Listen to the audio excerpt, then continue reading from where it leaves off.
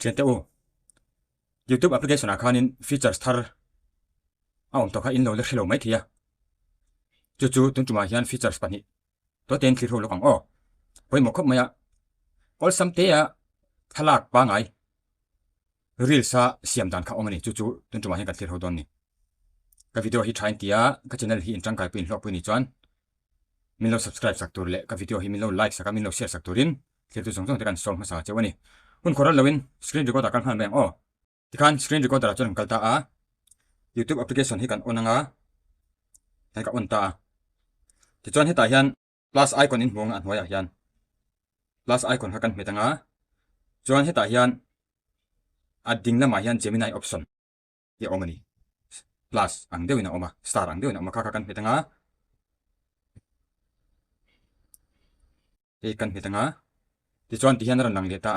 chuan dinglam veilama hian AI playground ain tia create video ain tia create video han kan hmetang create video zok create video kan hmetanga chuan ta hian plus icon hai kan hmet lenga thalak phat ka selectang thalak pakhat kan selectanga hei ka selecta ta chuan heta hin athu ka type don tai ni athu hi ka type panga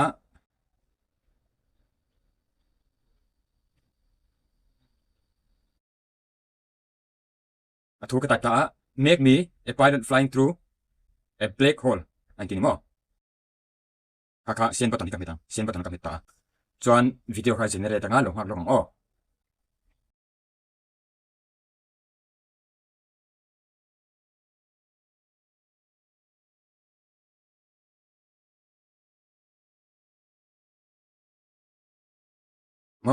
hey zo to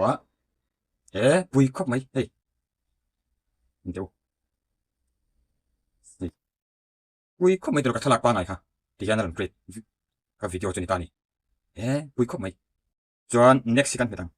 hmetanga ani lo pen download kha hmet mai don ni ani lo pen download kha hmet mai don ni ti khan in du len tai lakin in post na the ni reel sa YouTube khan in YouTube channel a point du len post na thia kan te kan ti khan in du len download ngai du len next ti khan hmetanga in post ngai mai don ni kan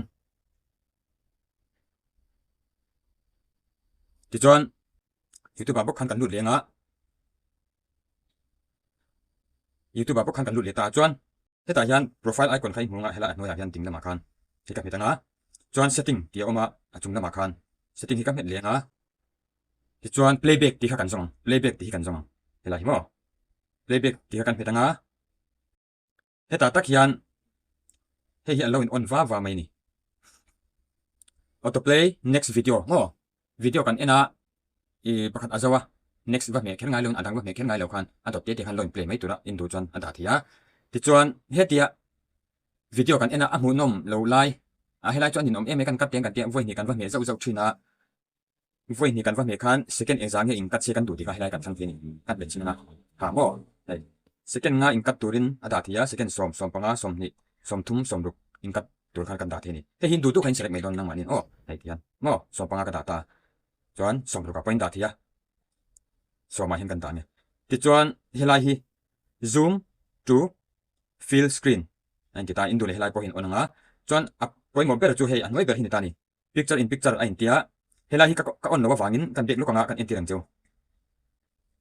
yan video pakhat ka click ta back button ka me chuan about date mai ni back button ka me about date mai ni chu a setting dan kan ta ni helai an noi ber ka setting kan lut lenga setting akan kan lut lenga kan entirang chu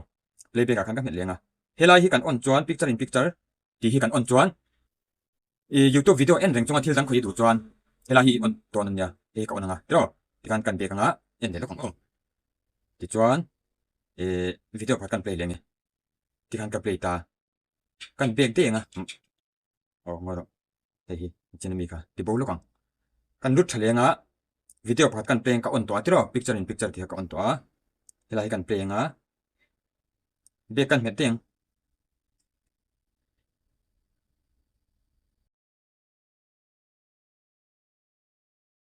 setting akan kan luta playback akan kan luta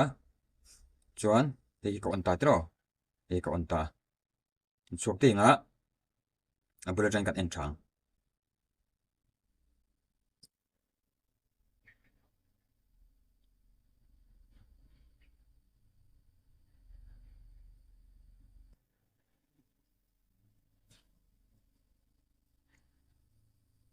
hian kan lut thalenga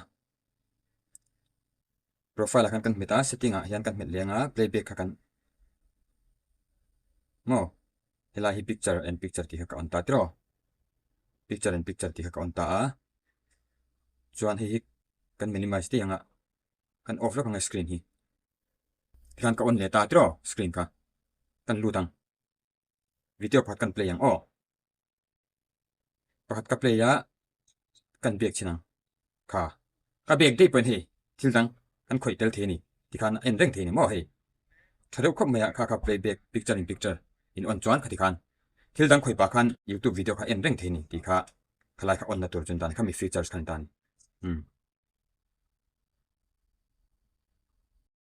lai mo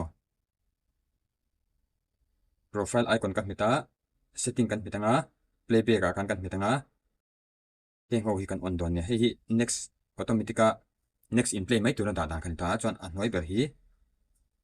youtube video en reng chunga application dang thil dang whatsapp tipo khoi pa theina tura da dan khani ta ni picture in picture tu to kang ole khati song kha youtube features thar pani toy te kan clear ho the chuni sila a hre to pen mai thia la hlo te tan khanin atang kai te mani kha ka ino ti ve chin don ya ka video hi thain tia in tang kai pin lok pin chan min lo like sakona min lo share sakula ka video ka channel la ron lut thar ron thleng thar channel la subscribe bo te khanin ka channel hi in tang kai pin lok puya thain ti zong ni chan min lo subscribe sak torin thir tu zong zong de ka som chu tun tan chuan tu to kila thir tu zong zong te in sa vain mang tha ve kule